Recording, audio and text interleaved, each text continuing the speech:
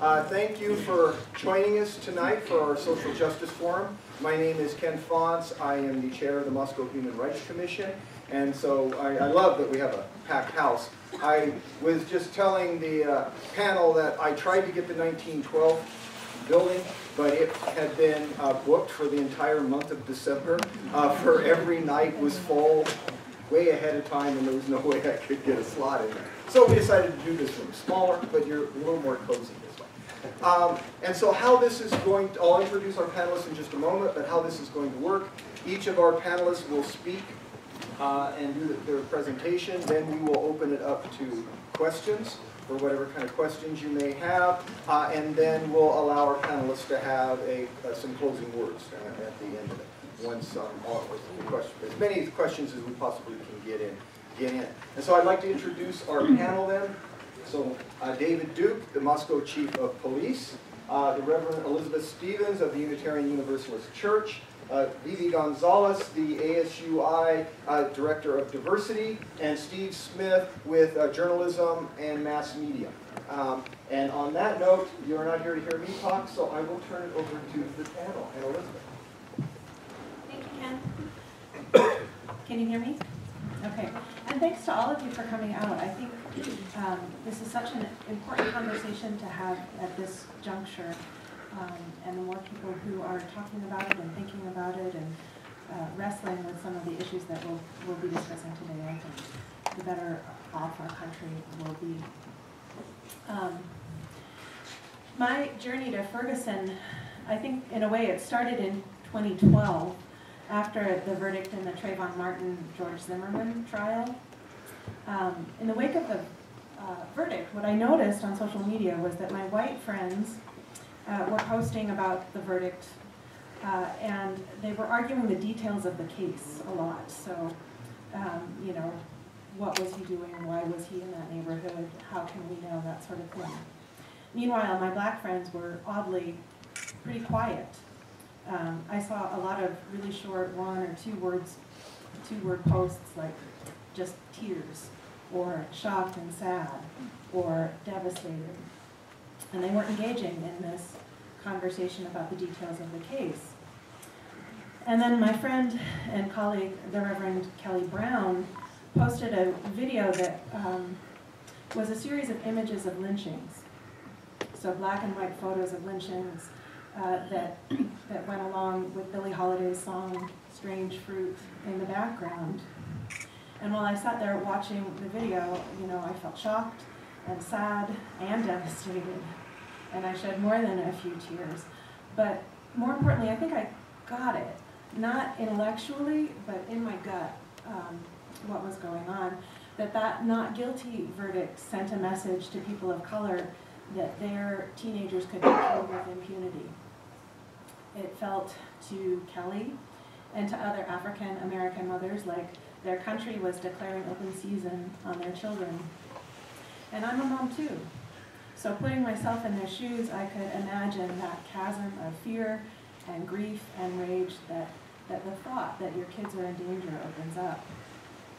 So I started getting more educated.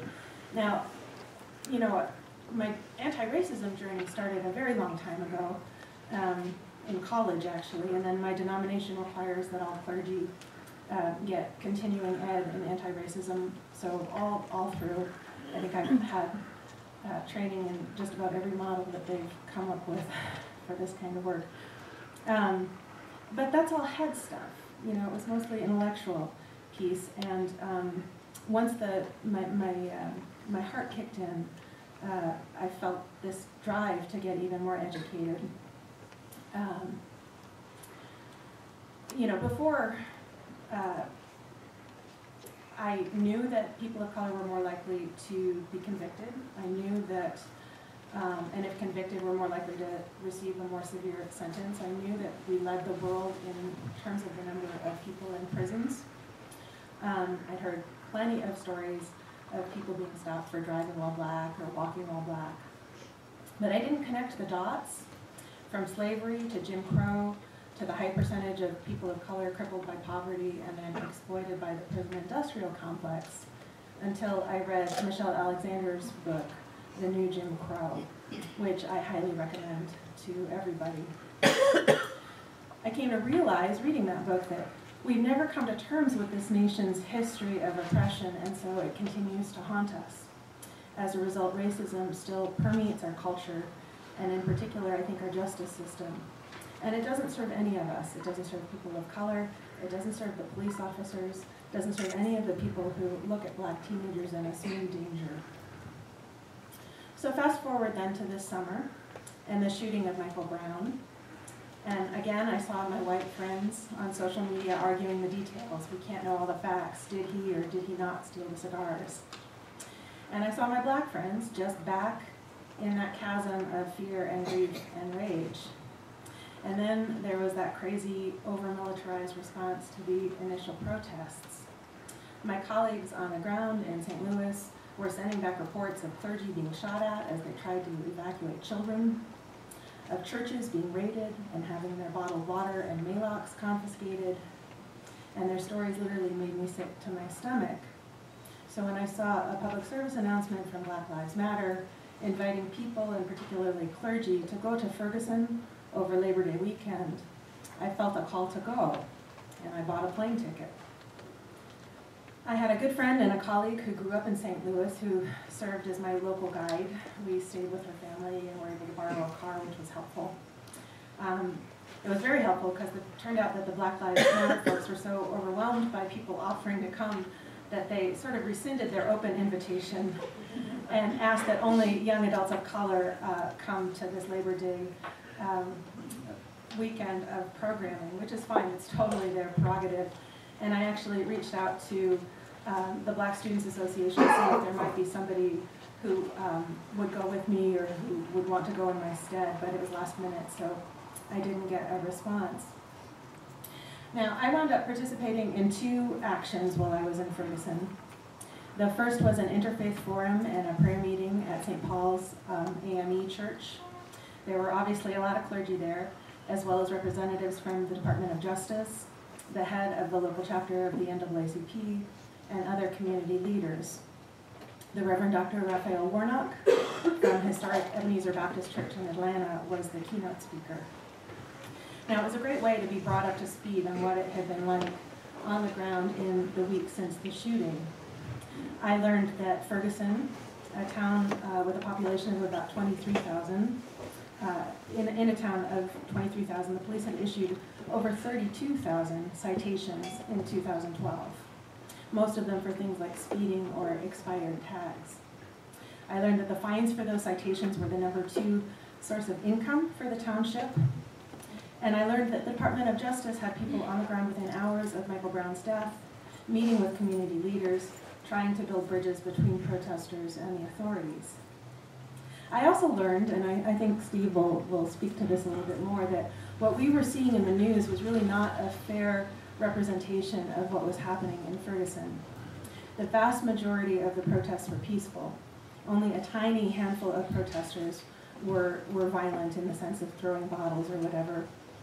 Certainly not a high enough proportion of them to justify tanks and tear gas.